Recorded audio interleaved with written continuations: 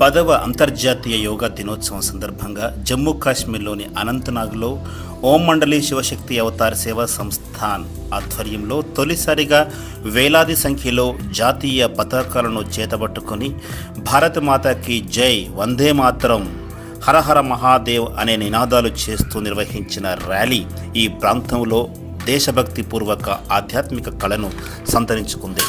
రాజ్యాంగంలోని ఆర్టికల్ 370 రద్దు తరువాత జమ్మూ కాశ్మీర్లో ఏర్పడిన స్వేచ్ఛ, శాంతియుత పరిస్థితుల మధ్య ఈ ర్యాలీ ప్రతి భారతీయుడు గర్వపడేలా కొనసాగింది.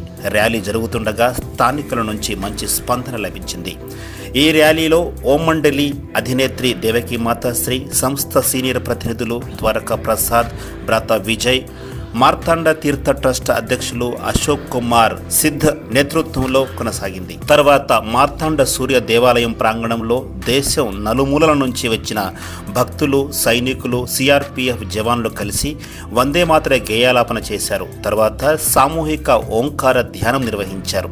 ఈ సందర్భంగా ఓం మండలి అధినేత్రి దేవకీ మాతాశ్రీ మాట్లాడుతూ ప్రజలందరూ ప్రతిరోజు ఓంకార ఉచ్చారణ చేయడం ద్వారా సమాజంలో సానుకూల మార్పు తీసుకురావడానికి కృషి చేయాలని, సాధకుల్లో మానసిక శక్తి పెరుగుతుందని, తద్వారా వ్యక్తిత్వ నిర్మాణం జరుగుతుందని తెలిపారు. ప్రాచీన సంస్కృతిని ప్రతి ఒక్కరూ కాపాడవలసిన బాధ్యత ఉందని, ఓంకార శబ్దోచ్చరణ అనేది మన సంస్కృతిలో ఒక భాగమని చెప్పారు. ప్రతి ఒక్కరూ ఓంకార ధ్యానం చేస్తూ పరమాత్ముని స్మృతి చేస్తే భగవంతుని యొక్క కృపా కటాక్షాలు వారిపై వర్షిస్తాయని అన్నారు. ముఖ్యంగా దేశంలో యువతను ఈ దిశగా జాగృతపరిచి భారత్ను విశ్వగురువుగా తీర్చిదిద్దాలని, అందుకోసం ప్రతి ఒక్కరూ కంకణబద్దులై దేశాభివృద్ధికి కృషి చేయాలని పిలుపునిచ్చారు. ఓం మండలి సంస్థ ఛత్తీస్గఢ్లోని రాయపూర్ కేంద్రంగా పనిచేస్తోంది. దేశం నలుమూలల్లో ఓంకార ఉచ్చారణ ప్రాముఖ్యత గురించి ప్రచారం నిర్వహిస్తోంది.